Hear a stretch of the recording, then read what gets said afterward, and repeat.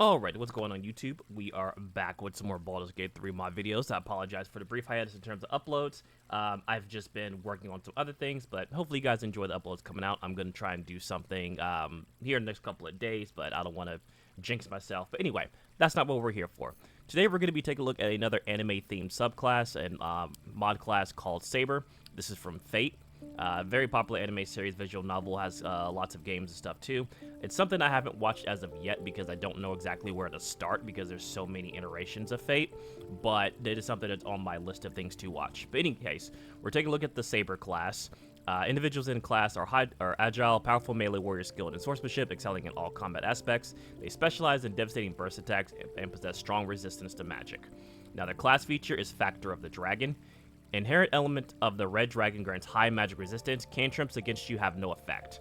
Now I'm going to say this is a pretty broken class, and I mean by the fact that you get some very overpowered abilities, some very overpowered passives, so I would say this is just more of a fun class to play, not one to take for serious playthroughs.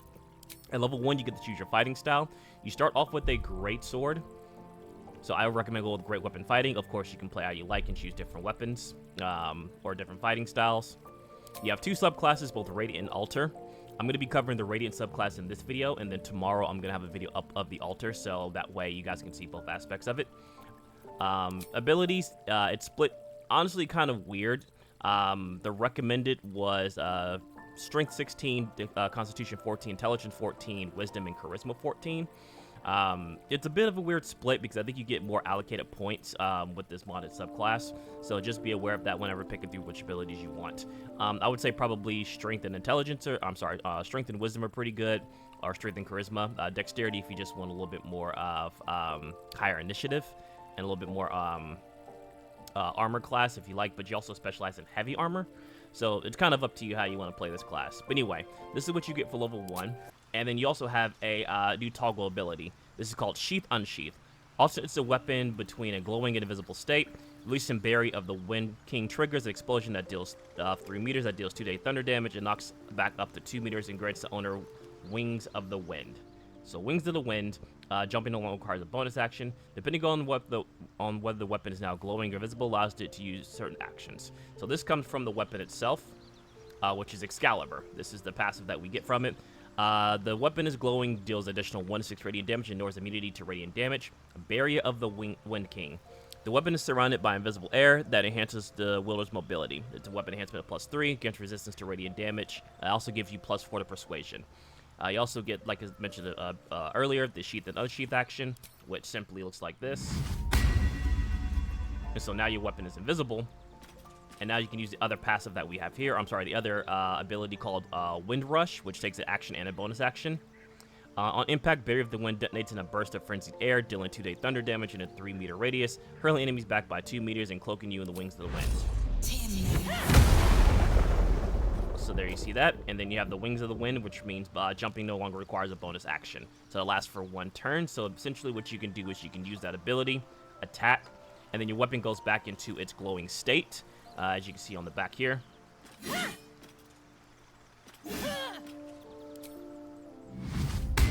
And this will become a little bit more important later on, as the weapon, depending on if you have it as glowing or in sheath, it will allow you to do different abilities and different actions. Anyway, we're going to go ahead and go through the level up process, and then as always, we'll do a combat scenario showcase. So level 2, we get a new subclass feature, Radiant Charges. You receive an extra charge for your weapon, so these Radiant Charges are your resource. You have a new action, Radiant Charge Restoration, replenishes 2 Radiant Charges, and then we have a bunch of other actions here. Radiant Smite. You upcast Radiant Smite based on the Radiant Charges. As you see here, the more you upcast it, the more you can do. You also have the ability to use it as a reaction. And then you have Wind Smite. This costs an action point and 3 meters of movement speed. Attack foes for creating a gust of wind that possibly pushes 5 meters away, sending it reeling. And that condition lasts for 2 turns. And the weapon must be invisible. As we mentioned before, this is where we can see where toggling the weapon to be invisible or glowing will alter its stats and abilities that you can use. At level 3, we get another fighting style that we can pick. Since this character is going to be more of a heavy armor and a great weapon fighting, I'm probably going to go with defense. Retaliation is also pretty good. For these, I wouldn't say like dueling or 2-weapon fighting would be viable, at least for how I'm going to play. We also get another Radiant Charge, and then we get an action point here. Wind Force. Emit a glowing gale of wind that kicks up dust and pushes enemies back by 4 meters, possibly inflicting off balance, and the weapon must be invisible. You can tell if a weapon needs to be invisible or glowing. The icon will either be blue or yellow. At level 4, we get another class feature here. Inherent elements of the Red Dragon grants high magic resistance. Cantrips and level 1 spells against you have no effect. Again, like I said, this is why this class is pretty broken, because the higher you level up, the more magic spells aren't going to affect you, so you're going to be really good against spellcasters. You get 2 actions here. Counter-strike reaction. When a creature is about to land a hit with a melee attack, you can interrupt it with a counterattack and possible disarm it. The weapon must be invisible or corrupted, and corrupted is going to be for the altar, which we'll explain in tomorrow's video. Disarming attack. The same thing here. You can actually just use it as a disarming attack and disarm them. This requires an action point and 3 movement speed. Another subclass feature, you get more radiant charges. And then we have Rift attack. You channel a part of magical energy from your weapon and create a rift that strikes all nearby creatures. It requires the weapon to glow. Costs 4 radiant charges. And then we have our first feat here. Strength is pretty good. You can also do charisma if you like, just for the smites. At level 5, we get extra attack, and then we get some actions, trip reaction, and then we get the trip attack. So pretty standard there. Just does radiant damage because of the weapon itself and costs movement speed. We get some new subclass features, another radiant charge, and then we get reclaim purpose. A new call sharpens your skills. A new call sharpens your skills and sends pushing the echoes of the past aside. You deal 1 less damage to your weapon, have -1 to attack rolls. So part of the character is that you start off weak with full of regret and I guess calls for like story purposes. Again, I haven't really read Fate too much, so I really don't know the back end lore of it. But it seems like as you level up, you kind of like forgive yourself, it seems, and actually do a little bit more damage and able to fight a little bit more effectively, at least from what it seems. And then we get a new action, dazzling strike reaction. Strike with a flash of light on a hit, the enemy might get blinded. Some of the word text just confuses me. At level 6, we get parry. Parry the next range attack that hits you to reduce the damage by 1d6 plus your strength ability modifier.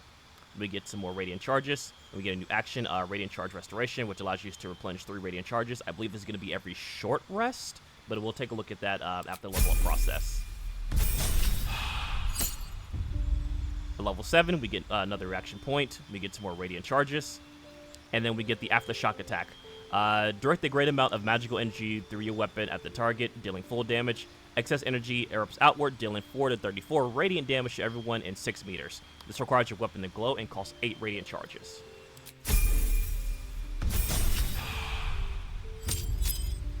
At level 8, we get Factor of the Dragon again. So levels 1, 2, and cantrips have no effect on you in terms of spells. You get the subclass Radiant Charges, and then you get Instinct. Innate Sixth Sense in the realm of predicted future. You gain a +3 bonus to initiative, cannot be surprised, and can dodge any non-magical attack 2 times per long rest. Again, like I said, pretty broken class once you start getting to the higher levels here.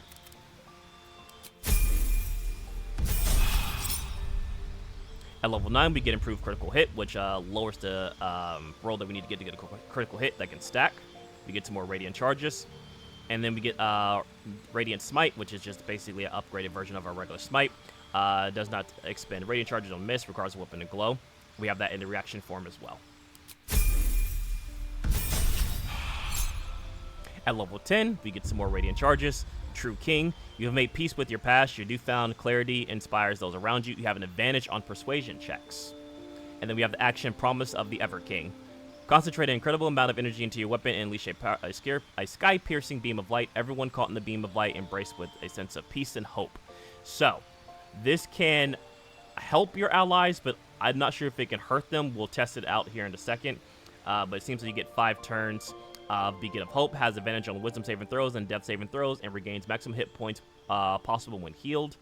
And then Calmed. Cannot be charmed or frightened and cannot rage. So not very good for barbarians in your party.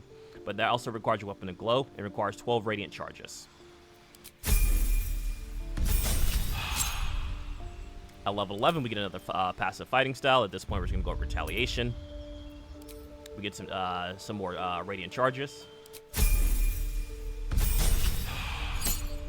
And then at level 12, which this class does go up to level 20, so if you want to stop here at level 12 and then continue on with the video, this is the stopping point. We get Factor of the Dragon, so cantrips, levels 1, 2, and level 3 spells have no effect against you. We get some more Radiant Charges. And then we get,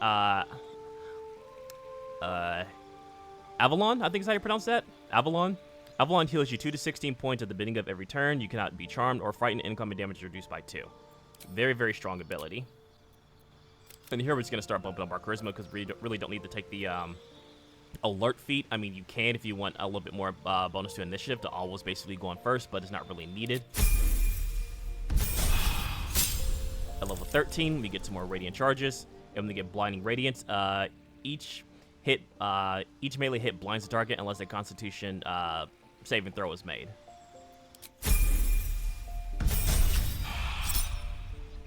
At level 14, we get Improved Extra Attack. We get some more Radiant Charges.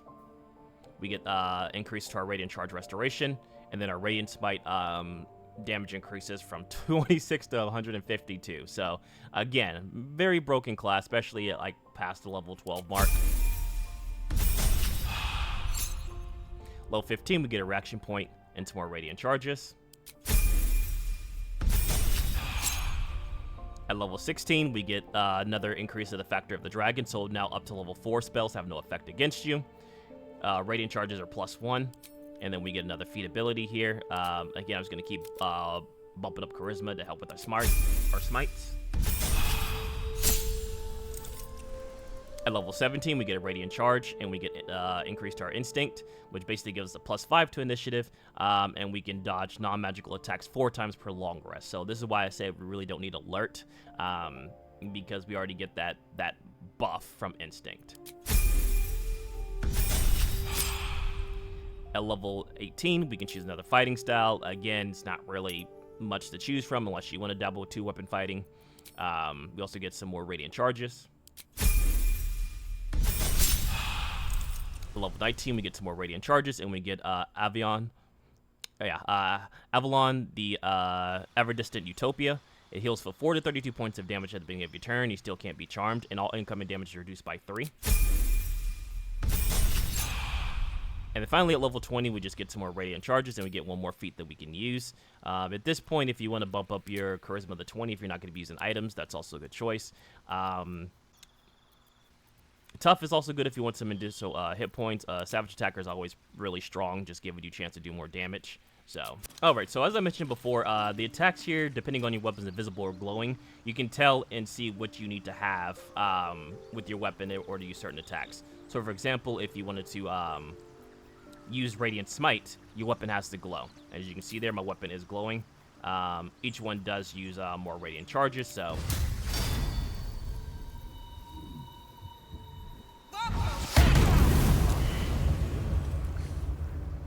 And then Rift Attack. Well struck. My accuracy will be lauded. And then Aftershock Attack. Not really much we can do with that, but we can do that against the enemy. And then Problems of the Emperor King.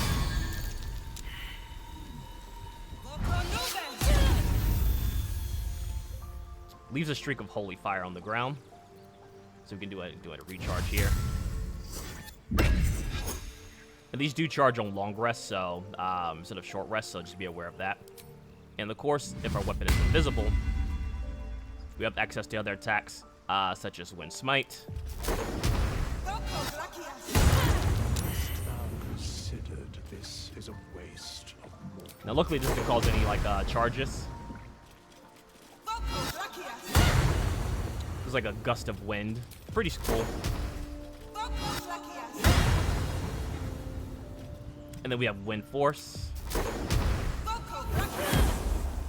So, it still allows you to attack and allows you to use abilities and stuff if you don't have Radiant Charges. The Radiant Charges is more so for your Radiant attacks. You also have Trip Attack, and you have Disarming Attack, which I really don't need to show those two. So, but overall, yeah, you're going to be switching between your Sheath and Unsheath form. You also do get a bonus weapon, it seems, from this mod called, and I'm going to butcher the fuck out of this, The Rin on Go Maya? I can't pronounce that. I'm gonna butcher that, but you also get this weapon as well too if you like, if you don't want to use the Excalibur. I believe there's also a weapon that's used in anime, but again, I don't know because I haven't really watched the anime too much. I know some of it, but I don't know the entire lore aspects of it, so someone can correct me on that. You do also have the aspect to use the sheath and unsheath with this weapon, so you can still use all the abilities that you can, such as Wind Smite, Wind Rush, and things like that. And you also use the Divine Smite with this weapon. So it just depends on if you want to use the longsword, if you want to use a spear. I don't think you can use both at the same time unless you do like dual weapon fighting. You might be able to use both. I'm not 100% sure. But yeah, that's the aspects of the Radiant version of this mod. We're going to do a combat scenario. And then, like I said, in tomorrow's video, we're going to go ahead and cover the Ultra version of this, which is a little bit more of corruption, more so than Radiant damage.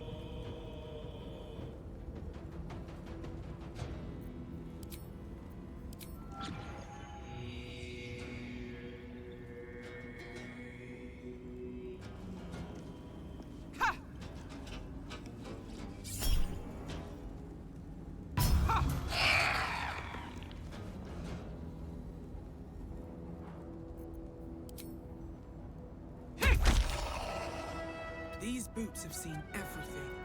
Come on, can't stay idle. Another day, another fight.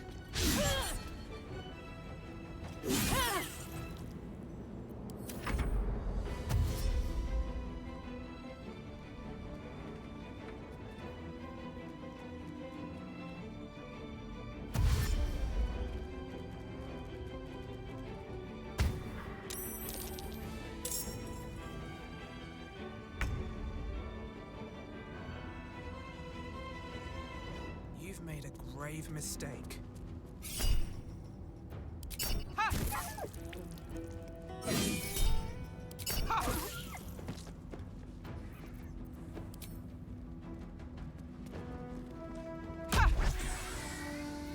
No choice but to keep going.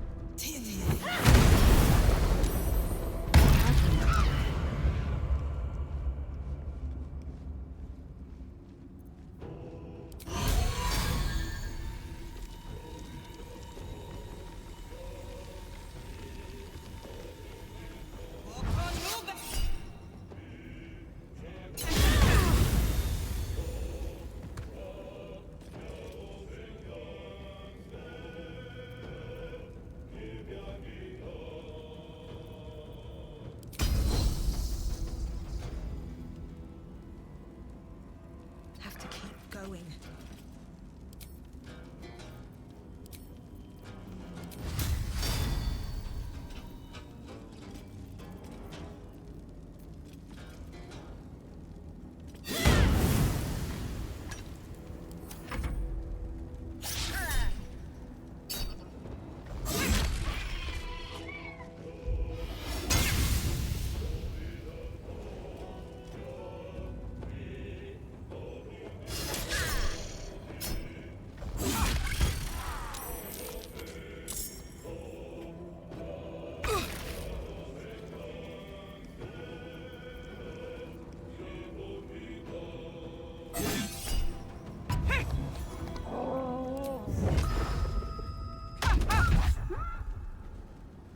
Another day, another fight. Time to push my luck again.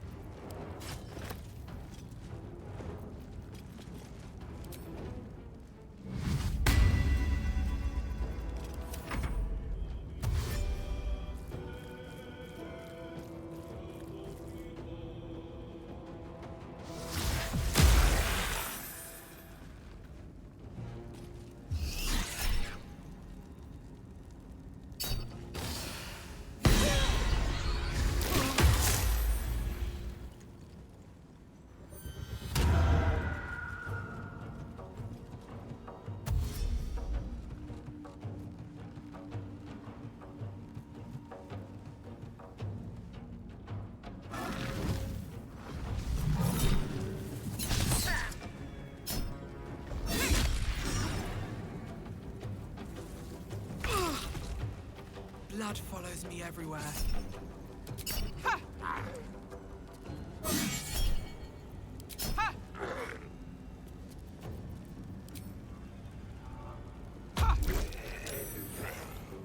Another fight. Let's go.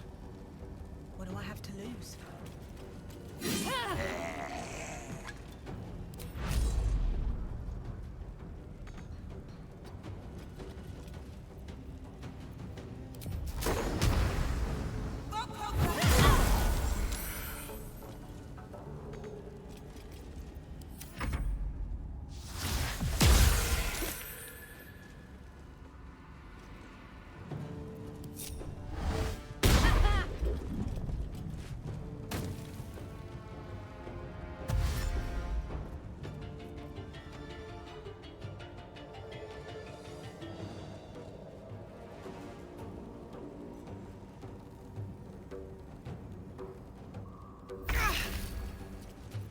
Where do I go from here?